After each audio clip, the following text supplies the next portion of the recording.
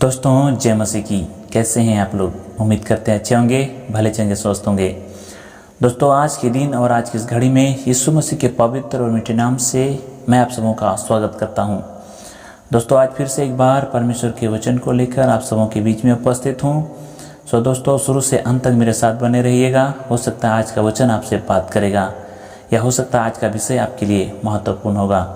सो दोस्तों आज जिस वचन को मनन के लिए मैंने लिया है उसको हम पाएंगे यिर्मयाह की पुस्तक 29 अध्याय और उसका 11 पद।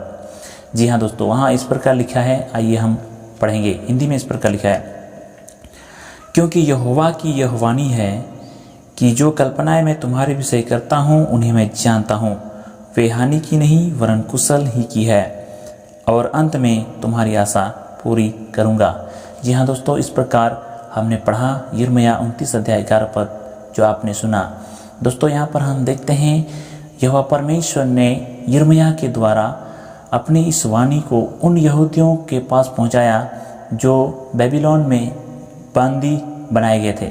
जी हाँ दोस्तों, उनके लिए यहोवा परमेश्वर ये वाणी भेजता है, यह कहता है कि जो कल्पनाएं मैं तुम्हारे विषय में करता हूँ उन्हें मैं जानता हूँ, वे हानि की नहीं वरन कुशल ही की है, और अंत में तुम्हारी आशा पूरी करूँगा। उन यहूदियों के लिए ये वाणी परमेश्वर की थी। सो दोस्तों आज जो विषय के ऊपर हम लोग बात करेंगे वो है यहोवा परमेश्वर आपकी और हमारे लिए कल्पना करते हैं, कल्पना करके रखे हैं। जी हाँ दोस्तों, इसी के ऊपर में आज हम लोग बात करेंगे। दोस्तों इस वचन में आगे बढ़ें उससे पहले मैं आपके बीच में एक कहानी मैं रखना चाहता हूँ। इस कहानी के द्वारा मैं आपको बताना चाहता हूँ कि यह परमेश्वर आपके लिए कल्पना करके रखे हैं। जी हाँ दोस्तों, 3 पेड़ की कहानी है। यदि आपने सुना है तो परमेश्वर आपको आशीष करे, यदि आपने नहीं सुना है तो आइए हम लोग सुनेंगे। दोस्तों 3 पेड़ की कहानी है जो बहुत सुंदर था, बहुत सीधा और बहुत लंबा था। उन तीनों पेड़ों में से एक पेड़ ने अपने लिए कल्पना करके रखा था। उसने सोच कर रखा था कि मैं जब बड़ा हो जाऊंगा, जब मोटा हो जाऊंगा तो मैं अपने मालिक के लिए मैं एक बेड या बिस्तर बन जाऊंगा, ताकि मैं अपने मालिक को जो मेरी सेवा करता है मैं उसको विश्राम दे सकूं। उस समय ये इस कल्पना किया था अपने जीवन में, अपने मन में पहला पेड़ ने। लेकिन जब समय बीतता गया तो कुछ दिन होने के बाद उस पेड़ के मालिक आकर उस पेड़ को काट देता है, और काटने के बाद बिस्तर नहीं बनाता उससे, बल्कि उससे एक चरनी बना देता है। जी हाँ, चरनी समझते हैं ना, जो जानवरों को चारा देते हैं, जानवरों को खिलाते हैं, उसको चरनी कहते हैं। उस चरनी को बना दिया। तो जब उस पेड़ ने देखा कि मैं बिस्तर नहीं बन रहा हूँ, मैं एक चरनी बन गया हूँ, तो अपने आप में बहुत दुख फील किया। उसने बोला कि मेरे मालिक ने जितने मुझे इतना ध्यान दिया, मुझे पानी दिया समय समय में और मुझे इतना देखभाल किया, वो हमें जानवर के इस्तेमाल करने के लिए बना दिया। वो अपने आप में दुखी फील होकर वो रोने लगा और बहुत दुख अपने आप को व्यक्त करने लगा और फूट फूट कर रोने लगा। और रोते रोते क्या हुआ, वो बहुत दिन बीता, और बहुत दिन बीतने के बाद एक दिन ऐसा समय आया कि यीशु मसीह का जन्म हुआ। और यीशु मसीह का जब जन्म हुआ तो यीशु मसीह चरनी में उसको कपड़े से लपेट कर चरनी में रखा गया। जब उस पेड़ ने देखा कि ये यीशु मसीह का जन्म हो रहा है, ये हो गया और उसको मेरे पास रखा गया, ये देखकर वो सोचने लगा और अंदर अंदर बहुत ही अपने आप को गर्व महसूस कर रहा था और खुश होकर वो अपने आप को आनंदित महसूस कर रहा था और कह रहा था कि आज मैं धन्य हो गया, क्योंकि जो मैं सोचता था कि मैं जानवर के इस्तेमाल के लिए बनाया गया हूँ, लोगों के नज़र में मेरा कोई आदर नहीं था, आज जगत का उद्धारकर्ता का जन्म मेरे पास हुआ है और आज जगत का उद्धारकर्ता मेरे पास में विश्राम कर रहे हैं। ये मेरे लिए खुशी की बात है, इससे बढ़कर और मेरे लिए क्या खुशी की बात होगी।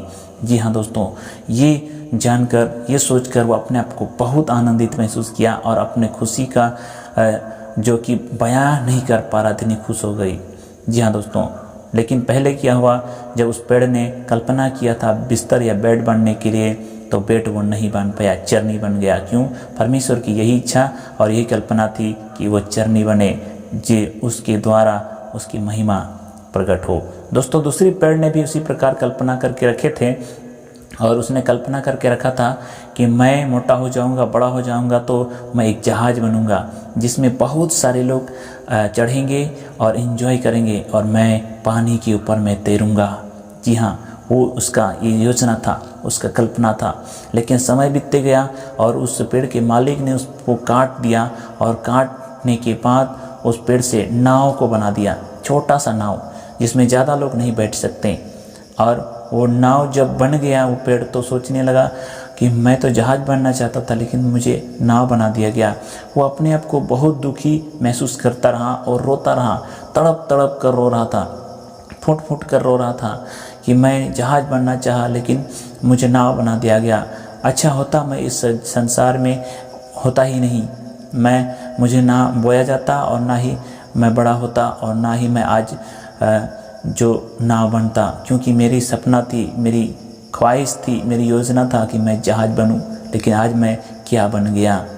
वो अपने आप को कोस रहा था कि मैं अच्छा चीज़ नहीं बन पाया। तो कुछ दिन के बाद इसी तरह जब वो रोता रहा, कुछ दिन के बाद यीशु मसीह सुसमाचार प्रचार करते हुए वो उस नाव के पास आया और जब लोगों का भीड़ आया तो यीशु मसीह नाव पर चढ़ गया और नाव पर चढ़कर सुसमाचार सुनाने लगा।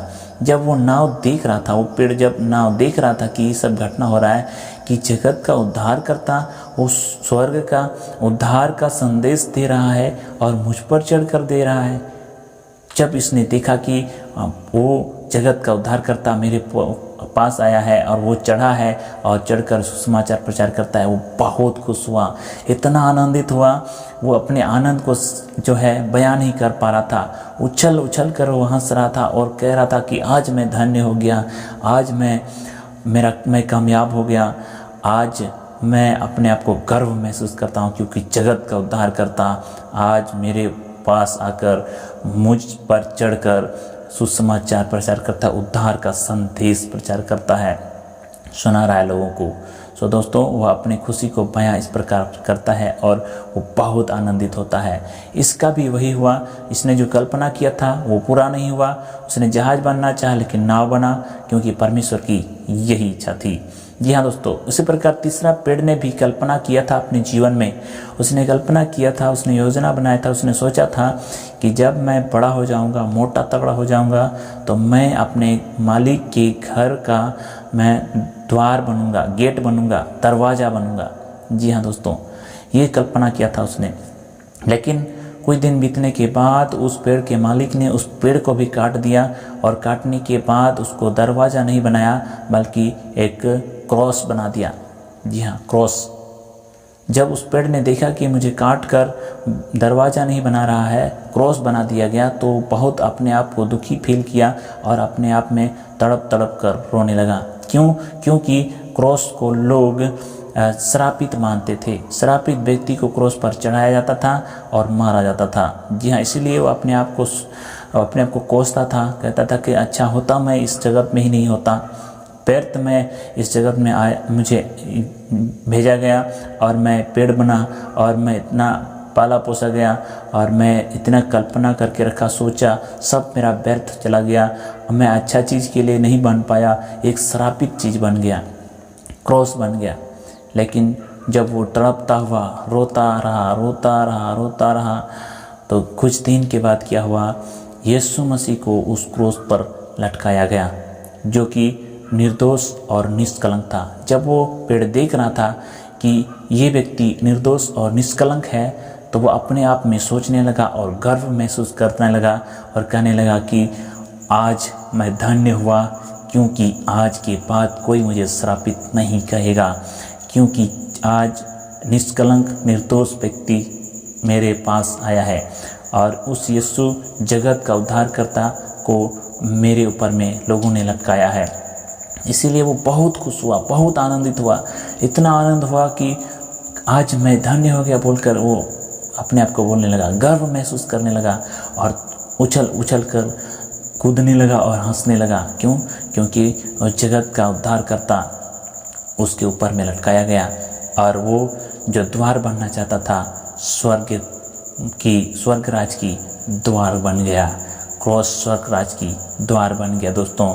और वो जो अपने आप को गिल्टी फील कर रहा था, वो अपने आप में इतना खुश हुआ और कहता है कि आज मेरा सारा योजना सफल हुआ, क्योंकि जगत का उद्धार करता सलीब पर लटकाया गया, जो निर्दोष और निष्कलंक है और ये सारी मानव जातियों के लिए उद्धार का कारण है। और आज मैं ये क्रॉस जो बनकर मैं खड़ा हूँ, आज स्वर्ग राज की द्वार बन गया है। जी हाँ दोस्तों, इस प्रकार ये तीनों पेड़ की कहानी था।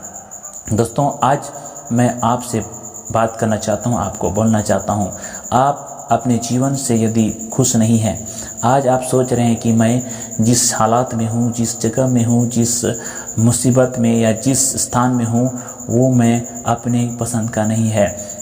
आप सोचते होंगे कि मैं क्यों ऐसा सिचुएशन से जी रहा हूँ। आप सोचते होंगे कि मैं क्यों इस जगत में आया। मेरा सारा योजनाएं जो आपने बनाए होंगे, आप सोच रहे होंगे कि मेरे सारी योजनाएं व्यर्थ हुआ। मैं क्या बनना चाहता था लेकिन क्या बना। मेरी सारी मेहनत व्यर्थ हो गई। मैं सब कुछ करके देखा, सब बेकार हो गया।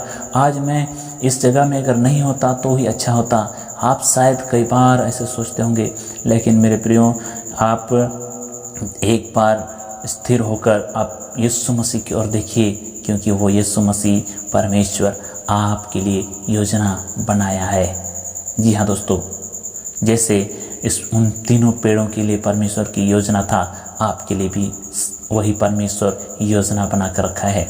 आप सोच रहे हैं कि मुझे कोई इज्जत नहीं करता। आप सोच रहे हैं कि मैं इस जगह में हूँ जहाँ पर लोगों का कोई कदर नहीं होता, लेकिन परमेश्वर आपके लिए योजना बना कर रखा है और वहीं से आपको इस्तेमाल करेगा और बड़े बड़े अद्भुत काम करेगा। जी हाँ दोस्तों, यहाँ पर परमेश्वर का वचन वही कहता है कि जो कल्पनाएं मैं तुम्हारे विषय करता हूँ उन्हें मैं जानता हूँ। जी हाँ, आइए एक नज़र हम देखेंगे। यहाँ लिखा है, क्योंकि यहोवा की यह वाणी है। जी हाँ, यहोवा परमेश्वर जिसने स्वर्ग और पृथ्वी को बनाया, सारे ब्रह्मांड का रचाने वाला परमेश्वर यहोवा की यह वाणी है। कहता है, जो कल्पनाएं मैं तुम्हारे विषय करता हूँ उन्हें मैं जानता हूँ।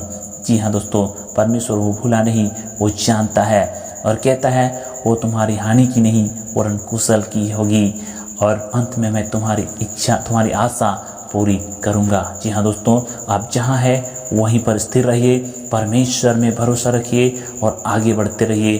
परमेश्वर वहीं से आपको इस्तेमाल करना चाहता है, आपके जीवन में कुछ बड़ा करना चाहता है।